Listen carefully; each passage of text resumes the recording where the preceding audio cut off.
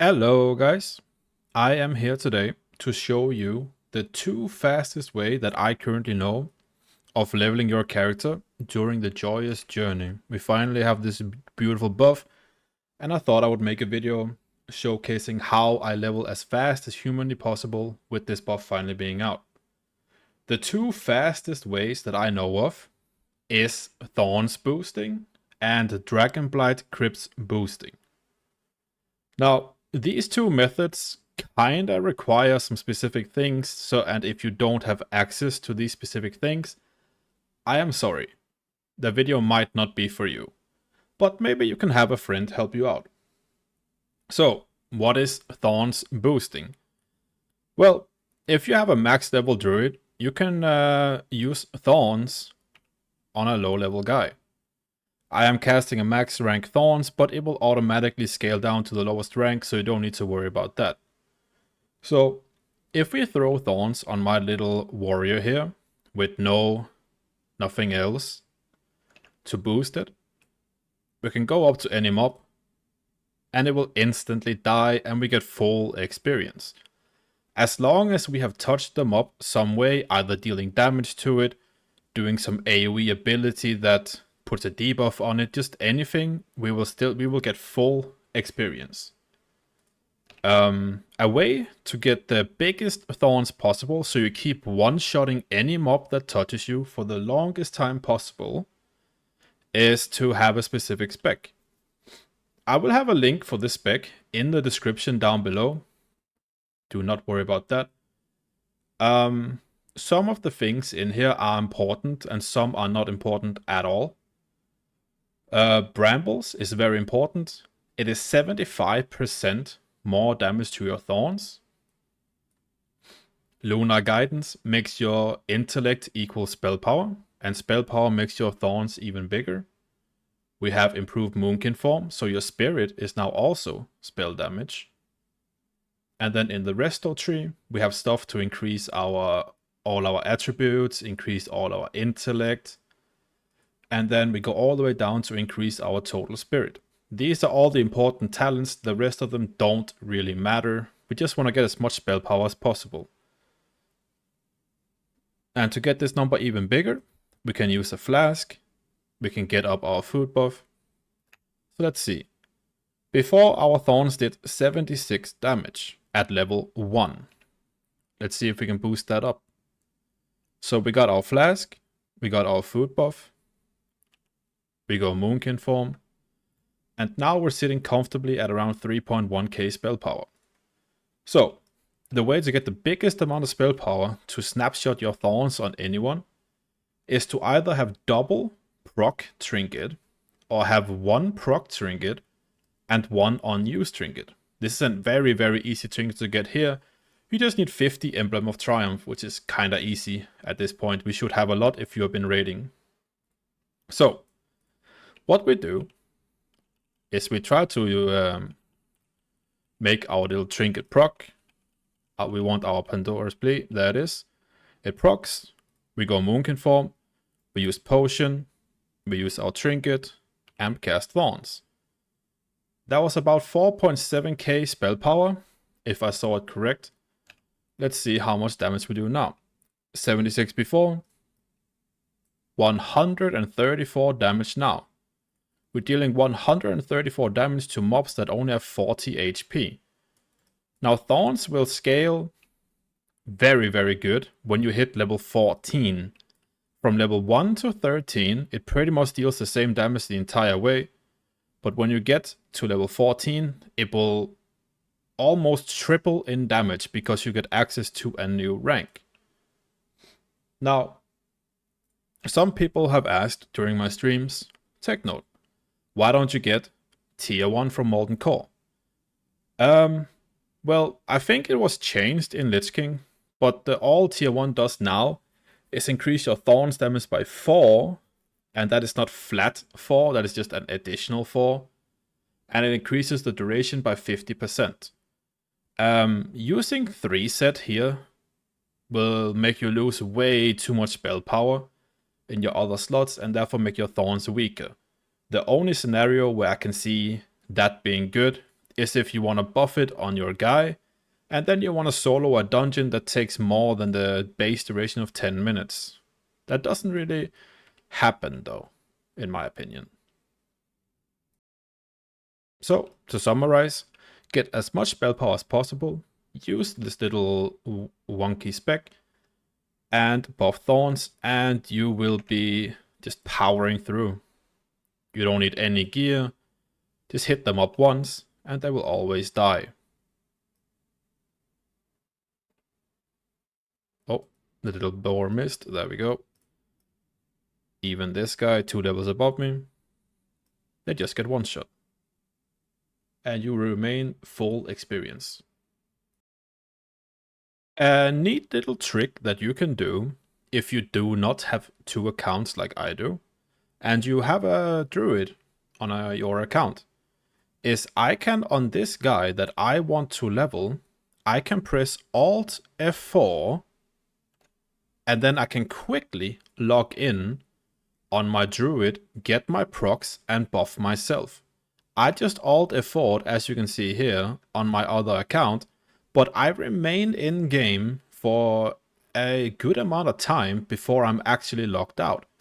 And even though this character is no longer logged in, I can still cast on it. So if you Alt F4 on your alt, log in on your druid, get your procs, you can Thorns yourself and log back in. Just a neat little trick if you only have 1 account. So, now that we have Thorns on our guy, how do we utilize that the best? The best way to utilize it is hyperspawns. If you don't know what hyperspawns is, it's basically as soon as you kill the mobs, the game forces there to be a certain amount of those mobs always alive. So whenever you kill them, they will instantly respawn, and you can just gain an insane amount of experience. There is a couple of spots in the open world that I know of. I don't know all of them probably, but I know quite a few that are very, very good. The first place that I know of, I usually start there around level 9 or level 10. And that is Westfall. Up here in Westfall, you have some crabs. Right here, you will have 6 crabs that spawn, and the game will always force at least 4 of them to always be alive. When these are a little bit too low level, you can move down here, and they will be a bit higher level. I usually do Westfall from around level 9 or 10 until level 17 to 22, depending on whether or not it's contested or whether or not I'm getting ganked. The second spot that I know of is in Eastern Kingdoms as well, and it is Wetlands. Down here, we have some gnoll camps. These camps work the same way as the crabs. They will force a certain amount of mobs to always be alive, and you can gain very, very good XP there. I leveled one of my mages here from level 17 to level 25 in a very, very quick manner. The next spot I will speak of is also in Eastern Kingdoms, and it is probably only for Horde. It is the Hillsbrad fields. On each and every one of these farms you have hyperspawns, and you can just walk around as you please. And I did one of my mages here from level, I think it was 22 until 30, and it was very, very good and very, very chill. The next spot I will speak of, we go to Kalimdor, Ashenvale, and we have the satyrs right up here. The entrance to these, you will have to come from the north side, walk along the mountain and go through the cave, and you will have them right there. Here I usually did from around levels of 26, 27 until like level 34. Yeah, 33, 34 is probably where I left. The last open world hyperspawn that I know of is also in Kalimdor, and it is in Dustwallow Marsh. It is the Murloc camp right here and along the shore. This entire section is connected, so you will have to clear all of it to force the hyperspawns.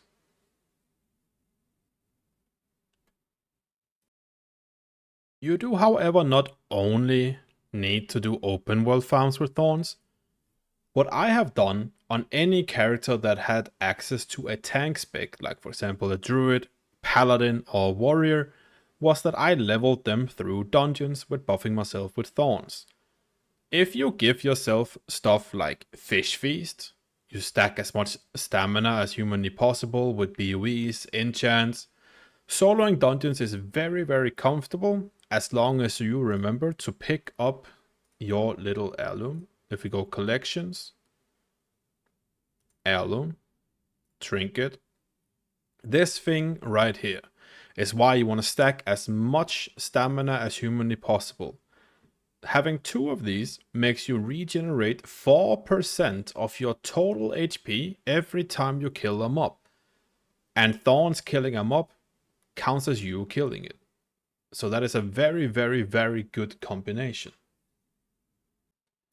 The dungeons I have used while leveling my characters was I went to Shadowfang Keep and did 17 to level 25 there.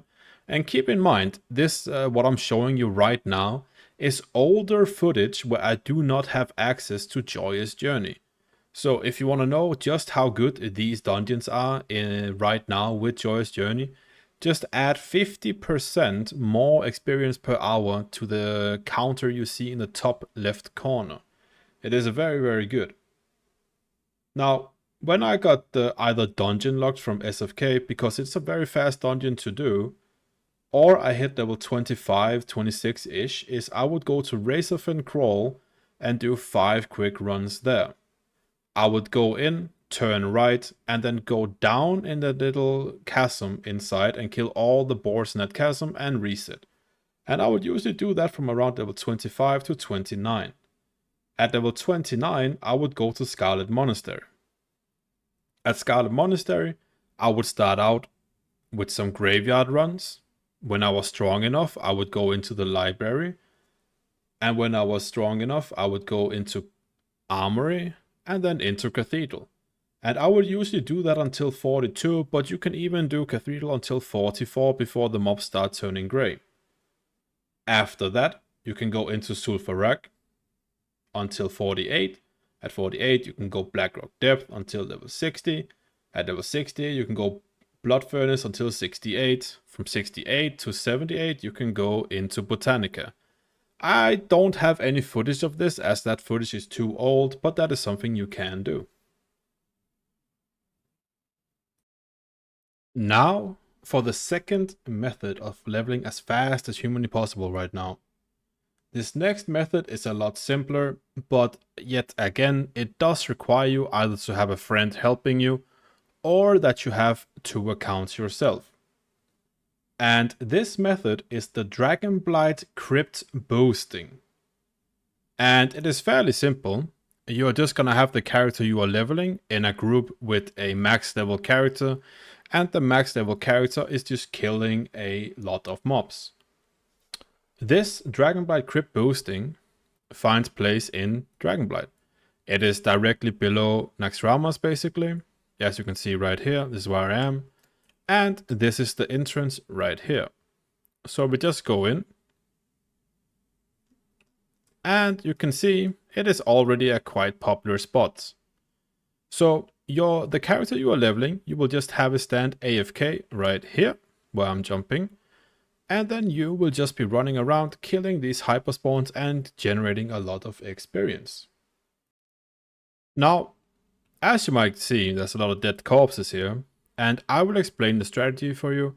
As you will also be able to see in the footage I have dead people in my group. And more importantly, dead level 1s that are dead near the mobs and in ghost form near you and the guy getting experience. And you might ask, why would you do that?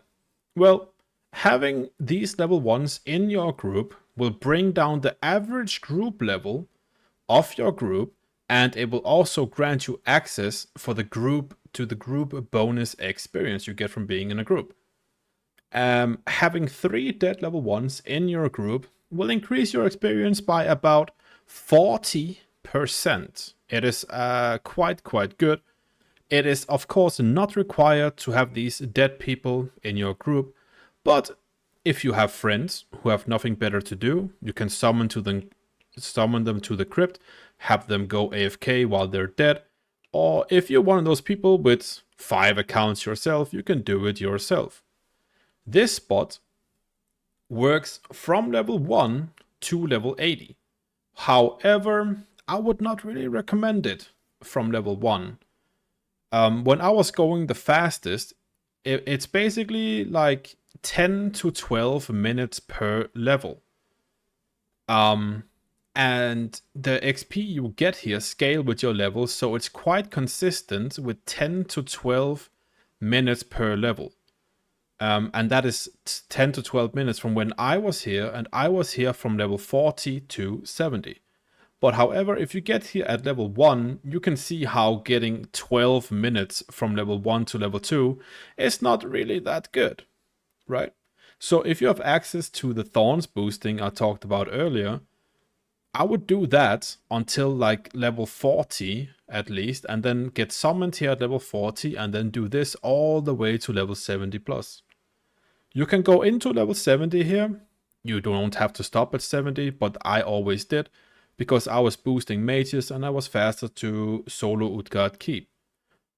But however, if you're leveling something you find very boring to quest on, etc., you can just stay here basically until level 80.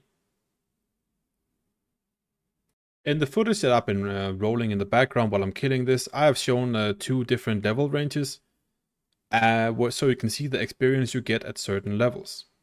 When you get here, let's say you get here at level 45, you might not be thinking it's that good XP, but as soon as you hit level 50, all the mobs just grant double XP, and again when you hit 60, they grant double XP again. So there will be some major jumps in experience here. I hope you enjoyed the video. If you do have any questions, the easiest way to get a quick answer is to find me on twitch.tv/TechnoTV, or you can ask in the comments below. I don't check YouTube as often, but I'll get to you eventually. Other than that, have a wonderful day, and see you in ICC.